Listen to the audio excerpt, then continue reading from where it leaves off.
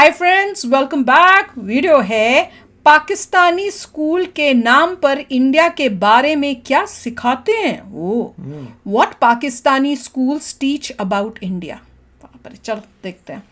Ready हो जाओ खून खोलवाने के लिए भैया। मैं तो रेडी हो गई हूँ कि गुस्सा आने वाला है, खून खोलने वाला नहीं देखिए, इन्हीं अगर ये नेगेटिव बातें बता रहे हैं उन्हीं कारणों की वजह से आज पाकिस्तान बिल्कुल जमीन पे है। बिल्कुल। और देखते हैं फिर मैं अपना अगर नेगेटिव कह रहे हैं नेगेटिव ही होगा भैया। बोलो किस किसको लगता है कुछ पॉजिटिव हो सकता है। मुझे तो कोई भी बिल्कुल भी मतलब कहते हैं ना रद्दी भर भी नहीं है क्योंकि उस एंटी इंडिया पॉलिसीज की वजह से आज हालत खराब है। चलो वीडियो शुरू करते हैं। वीडियो शुरू करने से पहले अगर आप चैनल पर नए हो और आपने अभी तक सब्सक्राइब नहीं किया तो जल्दी से पहले सब्सक्राइब के बटन और बेल आइकन को क्लिक कर लो ताकि आपको हमारे सारे न्यू वीडियोस के नोटिफिकेशन मिल जाए जैसे हम अपलोड करें। अगर आपको वीडियो पसंद आता है प्लीज लाइक एंड शेयर। चलिए शुरू करते हैं। भैया जो पाकिस्तानी चैनलों को देखते हो ना, इसको देख लो, थोड़ा आंखें शायद तुम लोगों की खुल जाएं, क्योंकि कईयों की तो खुलती ही नहीं है। पता नहीं कि कैसी नींद में आंख बंद करके बैठे हुए हैं इंडिया में। पाकिस्तान भक्त बने हुए हैं वो तो भैया, बहुत हैरानी होती है। चलो शुरू करें। हेलो भाई लोग, मैं हूँ फैक्ट भाई। और क्या आपको पता है 1965 का वॉर इंडिया नहीं पाकिस्तान जीता था और पूरा इंडिया पाकिस्तान के कब्जे में चला गया था। पर दरिया दिली दिखाते हुए पाकिस्तान ने जीता हुआ सारा हिस्सा इंडिया को वापस लौटा दिया। ना ऐसा हम नहीं, पाकिस्तान की इस स्कूल बुक में लिखा हुआ है। लेकिन बस इतना ही नहीं, हिंदुस्तानी काफिर हैं, धोखेबाज हैं, ऐसा बच्चों को 4th स्टैंडर्ड से ही सिखाया जाता है। फिर यही नादान बच्चे ऐसा कुछ कह देते हैं। इनको रहने नहीं देना चाहिए। जब तक मुसलमान नहीं बनेगा तब तक इधर न रहने दे। मतलब यहाँ के जो हिंदू हैं उनको इस्लाम कबूल करवाना चाहिए। और यही दुश्मनी के बीज उगकर जब बड़े होते हैं तो उनमें कुछ इस प्रकार की नफरत सुनाई देती है। उनकी औकात ही नहीं है कि वो हमारे साथ लड़े। हम मुसलमान हैं, हमारा जज्बा ही नहीं है। हम मुसलमान हैं, वो हमारे साथ लड़ ही नहीं सकते। लेकिन क्या आप जानते हो, इन सारी नफरतों का जन्मदाता है एक अकेला इंसान। अगर वो ना होता तो शायद आज इंडिया पाकिस्तान एक होता। Number 1 culture. पर नहीं, पाकिस्तानी टेक्स्ट बुक बच्चों को सिखाती है कि मूर्तियों की पूजा करने वाला काफिर कहलाता है। मेरे अपने ही भांजे ने मतलब स्कूल में उसको पढ़ाया गया कि काफिर का मतलब बुतों की पूजा करने वाला। अब सोचने वाली बात है कि ये सुनकर वहाँ के हिंदू बच्चों पर क्या क्या बीतती होगी। यहाँ तक कि उनके 6th स्टैंडर्ड के सोशल स्टडीज में ये लिखा है कि इंडियंस के घर उनके दिल की तरह छोटे होते हैं और इंडियंस हमेशा से अंधेरे वाले घर में रहना ही पसंद करते हैं। और सिर्फ घर नहीं, पाकिस्तानी टेक्स्ट बुक में मंदिरों को भी छोटा, अंधेरों से भरा और गंदा कहा जाता है, जहाँ हिंदुस्तानी नकली मूर्तियों की पूजा करते हैं। उनका ये भी कहना है कि इंडिया में बाल विवाह करना एक आम बात है और औरतों की इज्जत तो वहाँ ना के बराबर की जाती है। ये हिंदू जो है अपनी बेटियों को सही से ट्रीट नहीं करते, उनको मार देते थे। अब भले ये पुराने जमाने में होता था, पर आज की सच्चाई क्या है वो तो सब जानते हैं। पर इन सब में ताज्जुब करने वाली बात ये तक थी कि इन्हें ऐसा भी पढ़ाया जाता है कि पहली दफा लिबास सिलने का आविष्कार पाकिस्तान में हुआ था। पर रियलिटी देखें तो हर कोई जानता है कि ये आविष्कार इजिप्ट से आया है। नंबर 2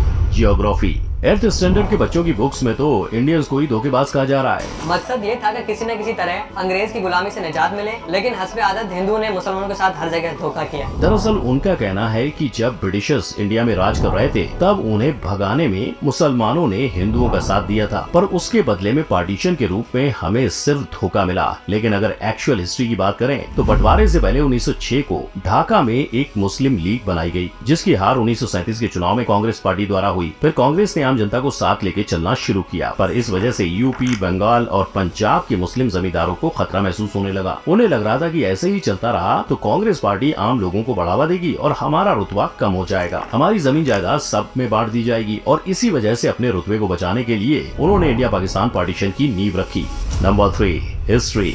अब बंटवारा तो हो गया, पर उसका सारा इल्जाम उन्होंने हिंदुस्तानियों पे डाल दिया और ऊपर से 11th और 12th में पढ़ते बच्चों को हिस्ट्री में ये सिखाने लगे। 11वीं और 12वीं जमात के लिए है। इंसानियत दुश्मन हिंदुओं और सिखों ने हजारों बल्कि लाखों औरतों, बच्चों, बूढ़ों और जवानों की इंतहाई बेदर्दगी और संगदिली से कत्ल किया और बेआबरू किया। इतना ही नहीं, इन्होंने तो पूरी हिस्ट्री बदल के रख दी है। जैसे 13वीं सदी में पाकिस्तान के दायरे में पूरा उत्तर भारत और बंगाल आ चुका था, तब अलाउद्दीन खिलजी ने दक्षिण तक का भारत जीतकर उसे पाकिस्तान का हिस्सा बना दिया और 16वीं सदी तक तो पूरा इंडिया गायब हो गया था और दुनिया के नक्शे में सिर्फ पाकिस्तान बचा था। अब जो पाकिस्तान बना ही 1947 में था, वो 13वीं और 16वीं सदी में ये सब कैसे कर सकता है? ऐसा सब ऊट पटांग लिखा गया MD जफर की किताब a text book of Pakistan studies में। और ऐसे इनके बिना सिर पैर वालों वाली हिस्ट्री की हद तो तब पार हुई जब उन्होंने कहा कि 1965 का वॉर असल में पाकिस्तान ने जीता था। पाकिस्तानी सेना ने भारत के कई इलाके जीत लिए और जब भारत भारत हार की कगार पर था तभी भारत ने यूएन से युद्ध को सीज करने की मदद मांगी। फिर क्या, पाकिस्तान ने भी अपना बड़ा दिल दिखाते हुए युद्ध को रोका और सारे जीते हुए इलाके इंडिया को वापस दे दिए। ये सुनकर तो बस इतना ही लगता है कि हमारी पंचतंत्र की कहानियां भी इससे ज्यादा लॉजिकल और मीनिंगफुल होती तो हैं। बहुत अब सुंदर बारी होती आती है ये जानने की कि इन सब के पीछे आखिर था कौन। मोहम्मद जियाउल हक, जो पहले पाकिस्तान आर्मी के हेड और बाद में पाकिस्तान का प्रेसिडेंट बना, ये इंसान एक तरफ तो इंडिया के साथ भाईचारा बना रहा था और दूसरी तरफ दुश्मनी की जड़ें गहरी कर रहा था। पर गौर करने वाली बात तो ये है कि हम यहाँ दो भाई या दो घर की नहीं, दुनिया के दो देशों की बात कर रहे हैं। कैसे सिर्फ एक इंसान एक पूरे देश के यूथ को दूसरे देश से इतनी नफरत करने पर मजबूर कर रहा है? क्या इसका असर हमारे भविष्य पर नहीं पड़ सका? Number 4, social impact. क्योंकि सोचो, अगर एक मासूम बच्चा स्कूल में बैठा है और अचानक से पढ़ते वक्त टीचर ऐसी बात सिखा दे कि जिससे पूरा क्लास उस बच्चे को ऐसी नजरों से देखे जैसे उसने कोई गुनाह किया हो, तो और यही पाकिस्तान में इसके साथ हुआ था। ऐसी चीजें हम पढ़ते थे तो इस तरह से होता था कि सब क्लास के जो लोग होते थे मेरी तरफ एकदम से देखते थे। दुश्मनी के लेसन तो मानो आम बात है उनके सिलेबस की, पर इनकी इसी शिक्षा का आज नतीजा प्यू रिसर्च सेंटर की स्टडी में सामने आया है, जिसमें बताया गया कि पाकिस्तान पूरी दुनिया में तीसरे नंबर पर आने वाली इंटॉलरेंट कंट्री है। अब ऐसे गलत इन्फॉर्मेशन देकर लोगों को गुमराह करोगे तो लोग तो इन्फ्लुएंस होंगे। और ये बात खुद पाकिस्तानी राइटर और हिस्टोरियन के अजीज भी अपनी बुक मर्डर ऑफ हिस्ट्री में कही है, जो यूके की यूनिवर्सिटी से पढ़े हैं। और शायद जब वो पाकिस्तान से निकलकर बाहर पढ़ने गए तब उन्हें असली हालातों का पता चला होगा, जिस वजह से उन्होंने ये तक कहा है कि पाकिस्तानी टेक्स्ट बुक कई सारे एरर्स, गलत उदाहरण, गलत डेफिनेशंस और झूठे बयान से भरी हुई है। कई जगह पर तो सरासर झूठ, आधा सच और वन साइडेड ओपिनियन बताए गए हैं। अब एक और पाकिस्तानी टेक्स्ट बुक में इंडिया के बारे में गलत बोल के झूठा इतिहास सिखाया जा रहा है, वहीं दूसरी ओर इंडिया में जो सच्चाई है वो ही सिखाई जा रही है, जिसकी वजह से इंडिया में आज हिंदू और मुस्लिम प्यार से रह रहे हैं और अपना कीमती वक्त फिजूल की बातों में ना गवा के तरक्की में लगा रहे हैं। पर कुछ पाकिस्तानी प्रोफेसर हैं जो सच का साथ देना चाहते हैं। लेकिन मेरा ये कहना है कि कम से कम हमें दानिस्ता झूठ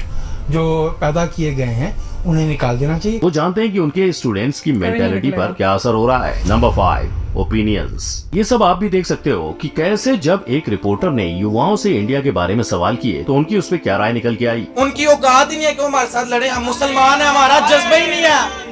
हम मुसलमान हैं, वो हमारे साथ लड़ ही नहीं सकते। ये बातें सुन के साफ समझ आ रहा है कि लोगों का ब्रेन वॉश किस हद तक किया गया है। और सिर्फ युवा नहीं, टीनेजर बच्चों के दिमाग में भी ऐसा ही कुछ भरा गया है। इतनी नफरत दिमाग में आ कहां से रही है? और जब उन्हें पूछा गया कि असल में कौन करता है लड़ाई, तो बच्चों ने कहा इंडिया वाले करते हैं ज्यादातर। और शायद ये सिर्फ पाकिस्तानी एजुकेशन ही नहीं, मीडिया इन्फ्लुएंस का भी असर है, क्योंकि इसी असर के चलते बच्चों के मन में बदले की भावना तक जाग गई है। हम वो उनके बदला लेंगे, वो उधर से उनका बदला लेंगे। अब सोचने वाली बात है कि ये टीनेजर्स आगे जाके पाकिस्तान का भविष्य बनेंगे और यही बच्चे आज इंडिया को एक देश तक मानने से इनकार कर रहे हैं। इंडिया कैसा मुल्क है?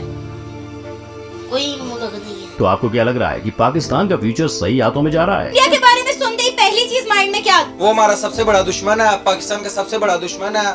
और क्या नाम है, हमेशा हमारे से हारता रहा है और नफरत फैलाता है। हमारे वहाँ पे मुसलमान बहन भाई हैं, वहाँ पे जुल्म करते हैं उनपे। लेकिन पाकिस्तान में अभी भी कुछ प्रतिशत जर्नलिस्ट हैं जो लॉजिक का साथ देते हुए नजर आते हैं। अब इलाज क्या है? वो हिस्ट्री जिसको बावजूद मर्डर किया गया, वो हिस्ट्री जिसको बावजूद डिस्टॉर्ट किया गया या रोमांटिसाइज किया गया। जिनके साथ साथ पाकिस्तान के फेमस मैगजीन डॉन ने एक रिपोर्ट तैयार की थी, जिसमें उन्होंने 100 से ज्यादा टेक्स्ट बुक को छाना और स्कूल्स में जाकर स्टूडेंट और टीचर्स से मशवरे किए, जिसके साथ साथ वो कई मदरसों तक में इसकी जांच करने चले गए। और इसमें उन्हें पता चला कि पाकिस्तानी टेक्स्ट बुक में बाकी दुनिया के बढ़ते वजूद से इस्लाम को खतरे की बात हो रही है। पर ये सारी बातें जो टेक्स्ट बुक में छाप रहे हैं वो बेबुनियादी है। अब क्या लगता है भाई लोग, ऐसा करने का कारण क्या हो सका? Of course politics.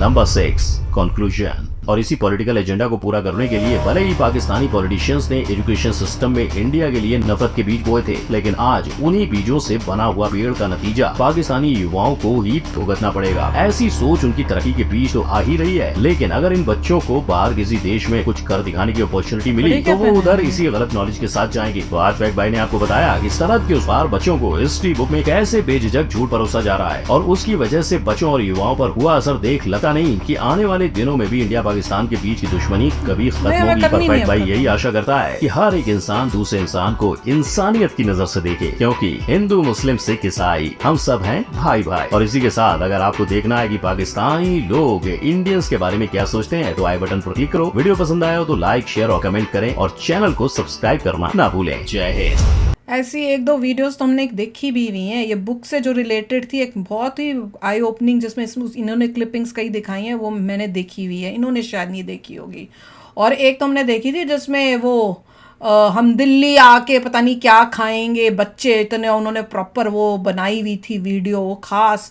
तो मैं तो कितनी बार ये बोल चुकी हूँ जब भी पाकिस्तान से रिलेटेड बातें होती हैं कि भैया उनको बचपन से ही जब ऐसी बातें सिखा रहे हैं तो आपको क्या लगता है वहाँ पे कोई भी जो है एक्चुअली में समझदार एडल्ट हो सकता है?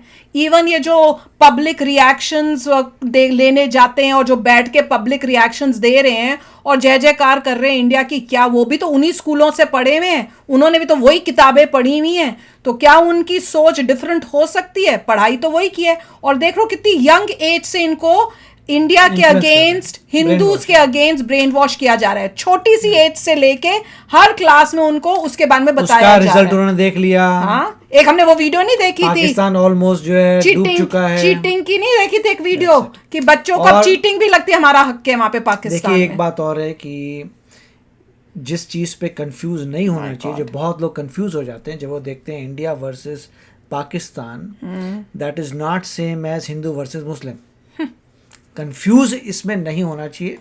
वो एक डिफरेंट नेशनैलिटी है, इंडिया सेक्युलर स्टेट है, अपनी नेशनैलिटी है। नहीं, पाकिस्तान डोंट रिलीजन इसमें नहीं आना चाहिए। ये वो पाकिस्तान लेके आता है रिलीजन। पाकिस्तान जो है एक नेशनैलिटी है, उसमें सब लोग एंटी इंडिया है। इंडिया एक नेशनैलिटी है।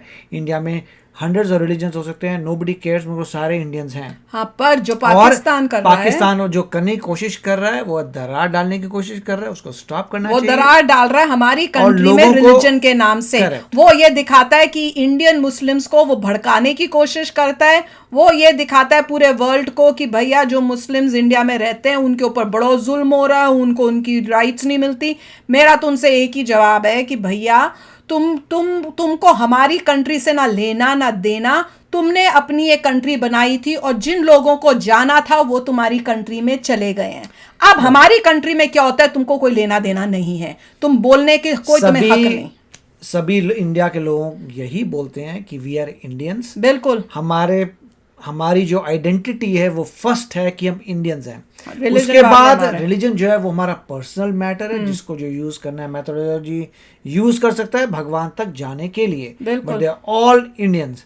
और यही चीजें हैं जिसकी वजह से इंडिया जो है ग्रेट, तभी तो हम आगे बढ़ रहे हैं, कर रहा है। बताओ, हम लोगों को पता है कि हम इंडियंस हैं। और religion is a private affair to reach God. अगर हम रिलीजन करके बैठ गए ना तो हमारा जो ग्रोथ हो रही है ना वो सब खत्म हो जाएगी। और वही पाकिस्तान चाहता है बोल बोल कर, और यही वो गेम खेलने की कोशिश करता है। और पाकिस्तान को अपने कर्मों का जो फल है वो आज के टाइम में मिल रहा है। उसने अपने बच्चों को जिस तरह से नफरत करने को सिखाया है ना, वही नफरत उनके ऊपर आ रही है। जब वो चीटिंग करते हैं और उनको पकड़ते हैं तो वो क्या करते हैं, जाके पेड़ तोड़ते हैं, बाहर की पब्लिक की प्रॉपर्टी डिस्ट्रॉय कर रहे हैं कि भैया हमें चीटिंग क्यों नहीं करने दे रहे हो। तो वही जो तुम गलत सिखा रहे हो वही तुम्हारा होगा। पढ़ाई लिखाई ढंग की कराओ तभी तुम्हारी बात बनेगी। और जो तुम इंडियंस को काफिर करते हो ना, उसको करना बंद कर दो, नहीं तो तुम्हारे हालात जो होंगे ना इससे भी बदतर होंगे। सच्ची में बड़ा गुस्सा आता है इनकी ये बातें सुन के। ये बुक्स दिखानी चाहिए वर्ल्ड को। मैं कहती हूँ दुनिया में जो भी है ना उन सबको ये दिखा के बताना चाहिए। यूएन में सब जगह ये दिखाना चाहिए। इनकी पोल खोलनी चाहिए। तो बताओ फ्रेंड्स, आपको क्या लगता है? शेयर करना अपने थॉट्स। चलते हैं, मिलेंगे नेक्स्ट वीडियो में बहुत ही जल्द। Till then take care and bye bye. तो अगर आप मेरे इस चैनल पे नए हो तो जल्दी से सब्सक्राइब के बटन को हिट करो और बेल आइकन को क्लिक करो ताकि आपको मेरा जब नया वीडियो मैं लगाऊं आपको उसके बारे में जल्दी से पता चल जाए।